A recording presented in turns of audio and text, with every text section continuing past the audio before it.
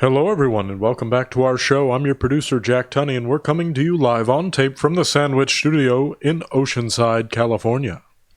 Today is July 8th, 2021, and on this day in history, in 2011, the final space shuttle mission was launched. We are doing things a little differently today. We have split up our show into 3 pieces. This piece is the sandwich. If you are looking for the first bite or the milk, check the links in the description down below. Now, without further ado, in association with SitRep Media, the hosts of the PB&J podcast. Hey everyone, welcome back to the PB&J podcast. My name is Peter Whitehead. And my name is Brandon. And today I wanted to talk about the environment. So we... Sorry, it's like when you sit down and... You didn't like it? No, I like it. That's like my classroom introduction. Yeah, no, it's like, today, kids, we're going to talk about the environment. Yeah. Yeah. I felt a little like John Oliver a little bit too. Right? The environment. Yeah, the environment. Moving on. So, 2020, we were all there, and it was a wild year in many, many different ways. But something that actually stood out about 2020 is that we got a little bit of relief from our droughts, our yearly lack of rain, hot summers. 2020 actually kind of strayed from that trend a little bit. So we've got some maps here that are going to show you the wild differences from 2020's lakes and rivers to what our rivers and lakes look like this year. So obviously on the left there you have, what was that, 2011? That's going to be 2020. Oh, that's 2020? 2019. Yes, that's... Oh, really? It's 2019. 2019. Oh, yeah. Some of them are 2019. Some of them are 2020. And this is 2021 on the right here. But, like, the first thing I want to mention is that surprisingly green. You know, very, very, very green on the first slide. And just the absolute difference is just so much. Yeah, it's a very stark difference. Like the coastlines, we can see that, you know, the coast to these rivers is starting to peak out. So we can see that the water level has dropped drastically. And it's not just on one shore, it's the entire shore. And there's more of these. Keep scrolling. Was Lake Oroville? Lake Oroville in California. Yes, these all are in California. Oroville Dam. But, you know, this is a problem that's hitting all over California and Nevada, Colorado. The entire southwest of the United States is suffering. I didn't like the way that lake disappeared. No, I mean, literally, look at it. Like, look at how much further up it is. I mean, I'm talking about the top center of the screen there. Like, bruh. There's so much more water there. Yeah, and it's just like, you know, like the slope. The slope that's under the water, you know, you walk down, you walk peacefully into the water. Yeah. No, that part's above the water now, and it's sticking out, and people are walking out on the beaches and stuff, and, you know, people are happy because they've got, you know, new beaches, but they're also not that happy because they don't have water. So I think these are very, very drastic.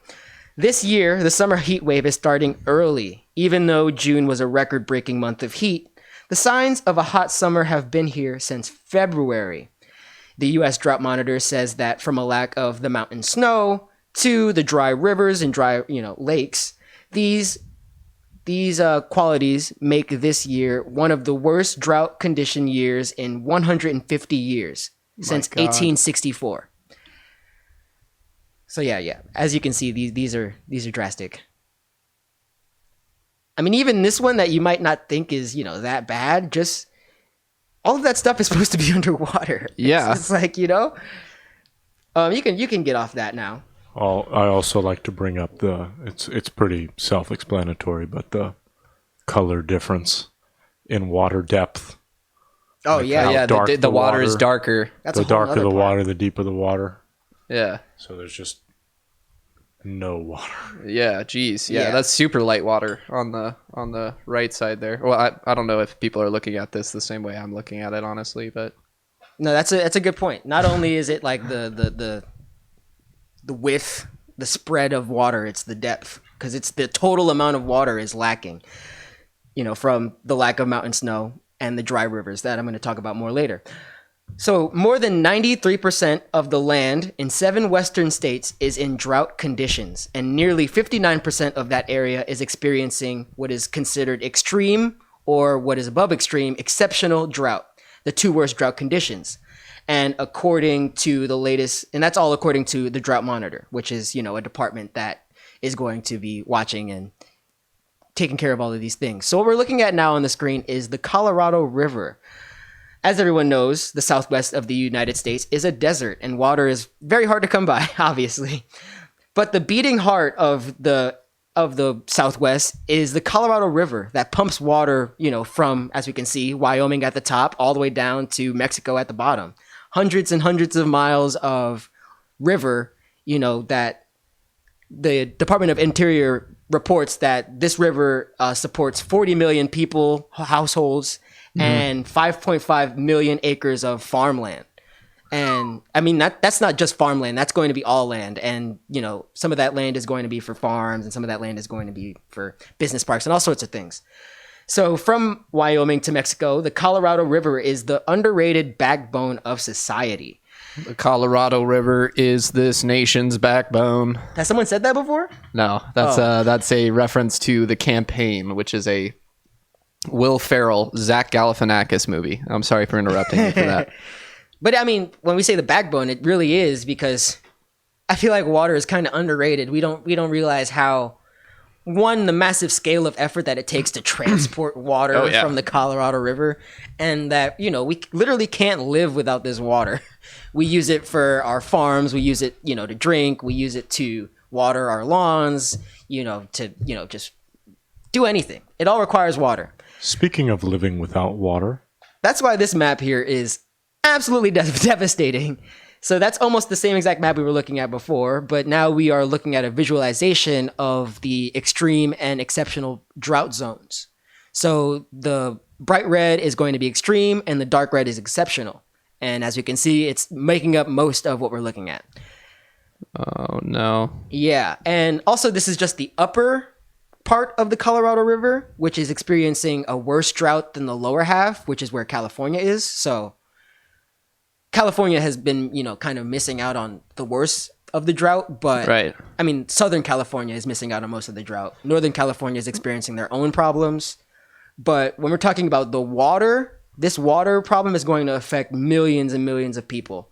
And that's even before we talk about the heat and what we need. I was going to say, for. I just drove through. One of the reasons we had an absence from the podcast was I went on a little road trip with my family, and we drove through Arizona, Nevada, Utah, Idaho.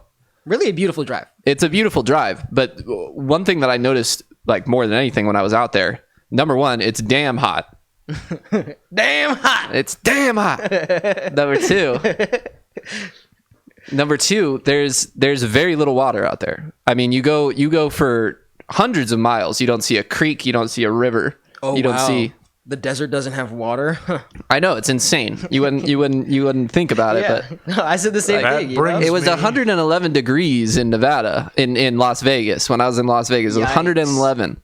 Yikes. And we were like trying to go to the pool, and my feet were burning off as I was like attempting to like get to the pool. And yeah, so it's an issue. It's a serious issue that they're facing right now. Yeah, that's why I think, the backbone thing is such an important thing to consider when we talk about water, because who's going to want to, take a vacation to Las Vegas during a water, shortage, executive action or something? If the governor is saying use 50% water, I'm not taking a vacation to Las Vegas under those conditions if it's going to be 120 degrees at the same time. Absolutely not. This water crisis is it's going to precipitate. It affects the economy. Yeah. This climate crisis isn't just about it's going to be hot and I don't want to be hot. And it's going to be about certain areas are going to be unlivable. Some, economies like Nevada, which is basically, built off Las Vegas and, the service industry there. The tourist economy, yeah. Yeah, like that's just one example of a business that is going to be significantly impacted if it gets 10 degrees hotter on average in Las Vegas and the water is shortage and, the drought is happening. So just remember that climate change is not just a theoretical thing. It's not just about feeling hot and sweating a little more. It's about us being able to run the country in the same way we have with our agriculture, with our tourists. Yeah, I was gonna say another massive part of it is the agriculture, because I mean there are certain crops that just won't grow at too hot temperatures. Yeah, you know, so that could cause famine, food shortages, basically, if people don't know what that means. But yeah, I mean that's the talk about the backbone, the beating heart of the country. Like if we can't feed people, yeah. Are we even really a nation? You know? It's also water too, like fish and algae, which was like already a problem. Coral, you know. Yeah. So ecosystems, and not just like these animal ecosystems, are human ecosystem of I drive to Las Vegas and spend $1,000 and people get their job off that. That won't be as viable in a hotter climate. Yeah. So I want to show this video. It's kind of a good summary by CNN with an actual professional meteorologist who is going to summarize things in a very clean way. Let's pull up that CNN clip here. CNN. I'm CNN meteorologist Allison Chinchar. A state of emergency has been declared for areas of California due to the expanding drought conditions. And we've seen a significant rise in just the last week. Here's a look at the numbers from 1 week ago. Notice the exceptional drought, the highest category possible, still in the single digits. The moderate drought, looking at about 98%. Now fast forward to the current numbers.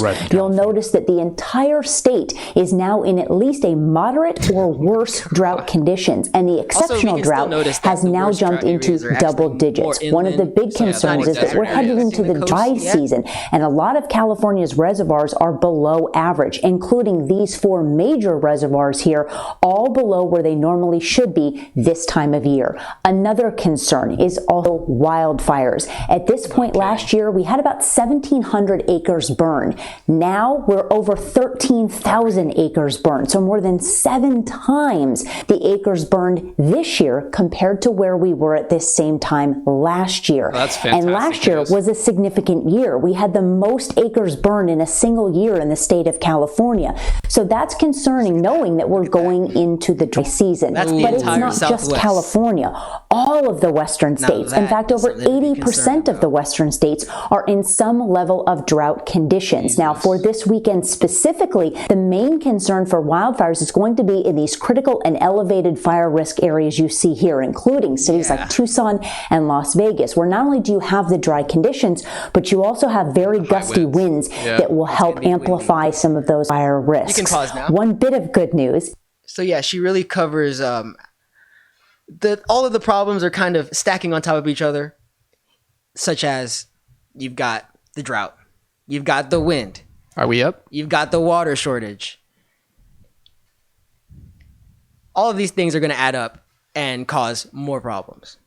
Can we pause? No, it's there. I know. It's yeah, just I not. know. We're good. I was saying that she covered that they stacked all the problems together. Yes, and also that was a good report because it shows you the transition. You know, we were talking a lot about the Colorado River, the Pacific Northwest had suffered a lot from these heat waves, but now it's becoming a San Diego problem. It's hitting the Southern California region as well, a region that had kind of escaped the heat wave of the last few weeks. It's our turn coming this weekend and next week. So I can tell you, it's hot as hell in here right now. No, it's hot. It's hot. You know, I mean, we're still lucky because we're on the coast, so we're still going to get all that breeze. I mean, we kind of have our own water situation going on in this area. Mm-hmm. So I think it's important, like that video was saying, to think about North California as well, because there was a lot that I had written down about the Sierra Nevada mountains and the mountain snow melt and how much that's important for California. Long story short, there's, hundreds of thousands of gallons of water that's missing from the mountain because it didn't snow or rain that much. So, yeah, that's a whole different thing. But now I want to talk about the heat waves that caused the droughts, that's causing the snow melts. All of these different factors that come together to make climate change. So the West Coast is also experiencing record-breaking heat waves at the same time, but the interesting thing is that the location of the hottest zones ended up being the Pacific Northwest and into Canada for the last month. Yeah. Traditionally places that don't get hit by these massive heat waves. No, yeah. I mean, we think about California, right? California's the desert. It's dry. Yeah. There's not really that many trees. So when I think about a wildfire in California, it's concerning, but it's not as concerning as thinking about a wildfire in Portland, Oregon. Yeah, in Oregon. There's tons of trees. Right. And just endless, forests. They say it's like the densest forest in North America or something, right? Where they think Bigfoot is. We got to think about Bigfoot. Bigfoot's out there. We don't want Bigfoot to die in a fire. No. We're an animal rights podcast, by the way. Yeah, we are. Absolutely. Protect the wolves. Make a wolf highway. So exclusively for wolves. It's important to consider the realities of average temperature raising over time. People work outdoors, for one. Construction, farmers. Yeah. Lots of people. I mean, even, like a delivery driver like myself. I'm outdoors a lot in the heat with very little AC. People are spending time outdoors. People are going to the park. People are going to the beach. Normal life is getting back into order. All of these things that can happen when it's too hot. You're walking and you're on vacation. If it's too hot, you're at risk of succumbing to heat illness and all that. Yeah. And then on top of that, we have to think about the people that are literally houseless. These people who have to find a living, find somewhere to, sit down and cool their head. Like, if you're literally houseless, you don't have a place of relaxation that you can go back to at the end of a hot day. Mm-hmm. So when we talk about people that, and this is something that surprised me, this is something I didn't really understand. People are actually passing away over the last month from the extreme heat. Oh yeah. So Portland, Oregon reported that they suspect that 200 people have passed away directly from the heat. And a lot of these people are senior citizens who don't, have a lot of contact with their family or friends in that sense. A lot of these people were houseless, people who didn't have anywhere else to go but to be outside. And these people are obviously going to be dehydrated and, starving and all these other factors. So it's just absolutely tragic. And that's just one area. Sorry, let me get to British Columbia in Canada. The good old BC. Which also experienced an extreme heat wave. Another area that doesn't expect to see an extreme heat wave. These areas that don't have air conditioning, they don't have, plans in place for extreme heat. So British Columbia reported that they've found, or they suspect that 500 plus people have passed away from heat-related circumstances. So in just those two areas, because British Columbia is like a county, like a state or whatever. It's a state, yeah. Big old state. Almost 1,000 people have passed away. And that's in under a month. These are absolutely tragic numbers. And it's something that it's hard for me to understand. Like, it's hot and I fucking die? Like, what? How do we live? How do we do anything? Like, it's mind-blowing. That's just, it's literally something I can't understand. Because if it's getting hot in places like Portland, if it's getting hot in places like Canada, when the heat is traveling upwards, I mean, we always expect, Death Valley, Arizona, these are hot areas, but the heat is spreading to more areas. So it's not like we can just, we'll develop a plan for Southern California, we'll develop a plan for Arizona. No, we need to start planning for countrywide, literally continent-wide, almost evacuation plans if 20 million people are under heat warnings, and that consists of 7 states, multiple countries. These are huge problems that aren't going to be localized to one area anymore. Yeah. So, I don't know. This is something that I heard when I was talking to some relatives that lived in Ohio. Somebody was like, well, why would I be concerned about climate change when I live inland? I don't have to worry about sea level rise. I don't really have to worry about heat. I don't really have to worry about, immigrants. And I'm like, immigrant. Actually, you still should worry about all those things. The Great Lakes are at risk of drying up. Ohio is still going to fall victim to heat and all of these different weather phenomena. Right. Phenomenas? Phenomena. And a third thing that people don't realize is that this doesn't just affect our country. It's going to affect the entire world. So, I mean, the Middle East, the Southeast Asia.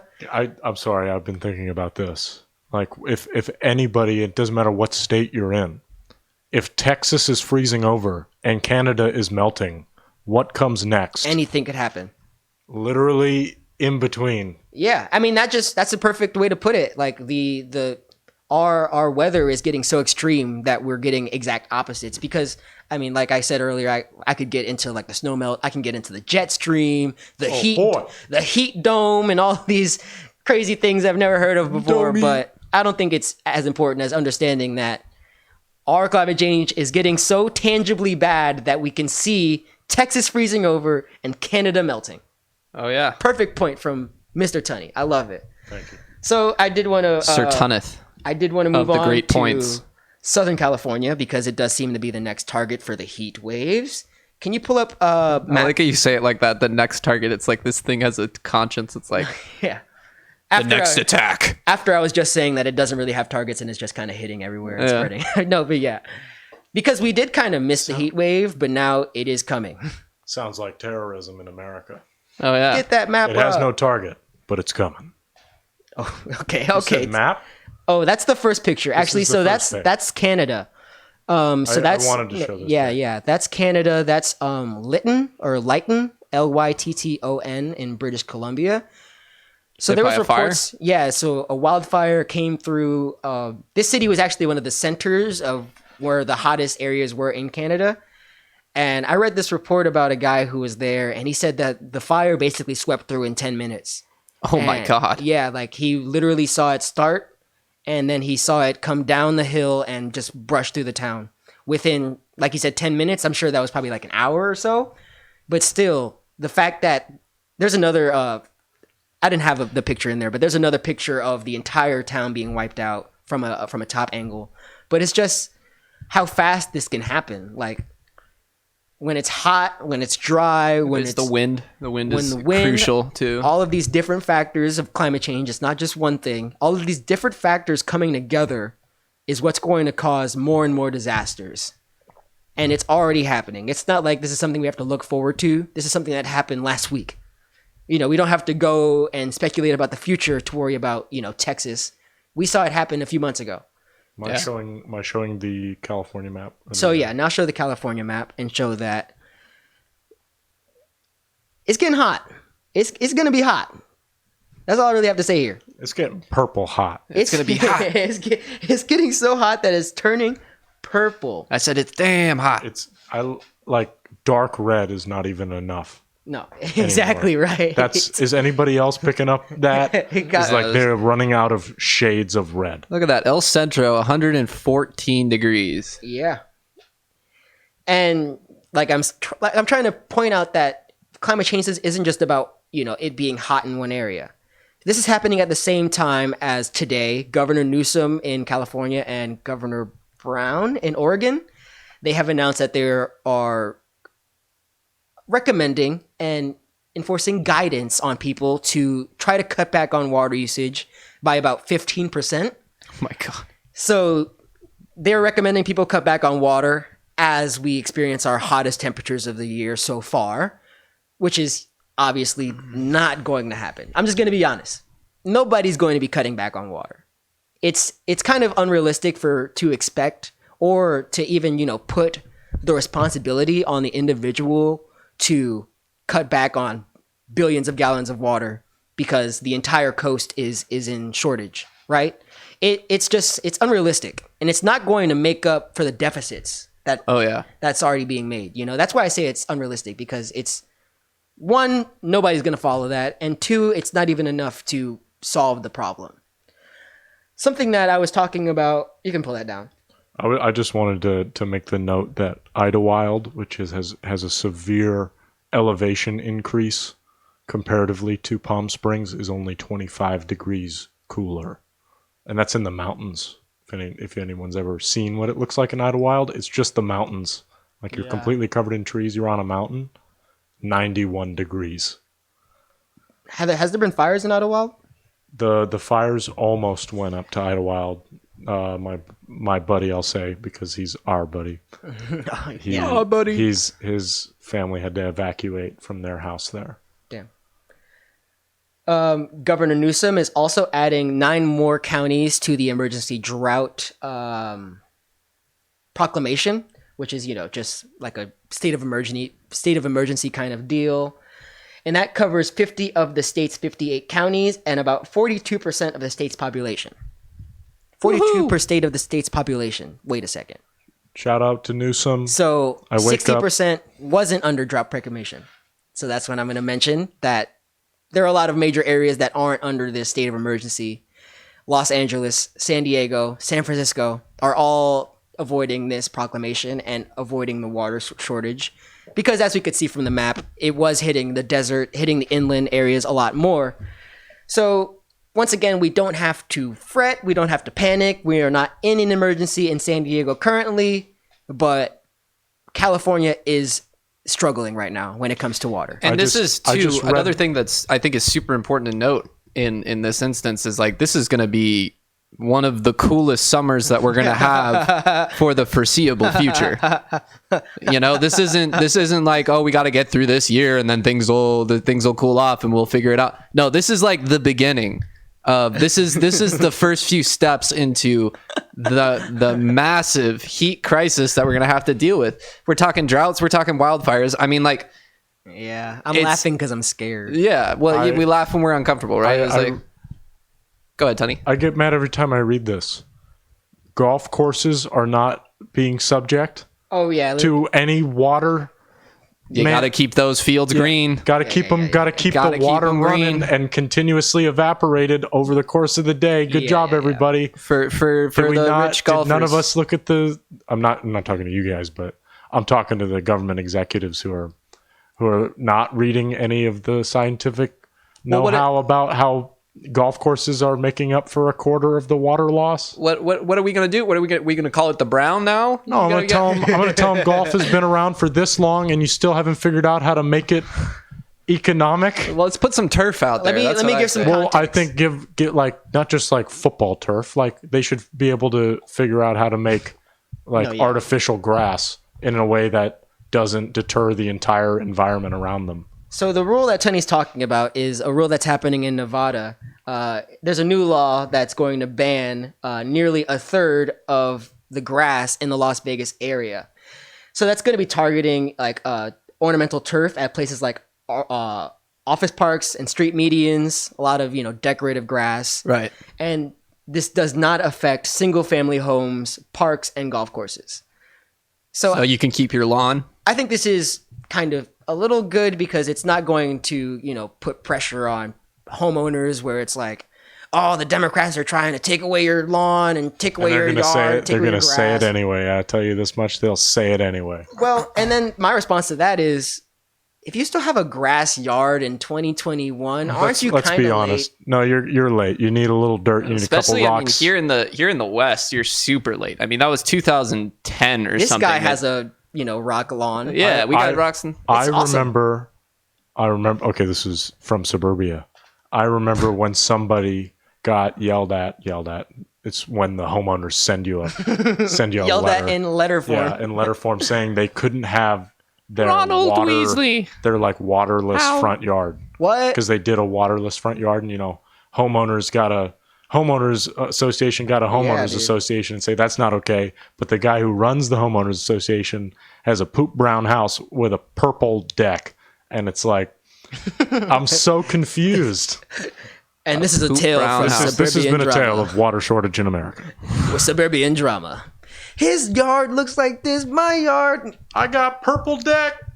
No, but I like this rule because I don't think it should be up to single family homes to save the water crisis. I think we need to talk about our farming and things like that. This is like a very vegetarian take that people have kind of said a lot to me. And I'm starting to slowly see more and more of why it really does make sense.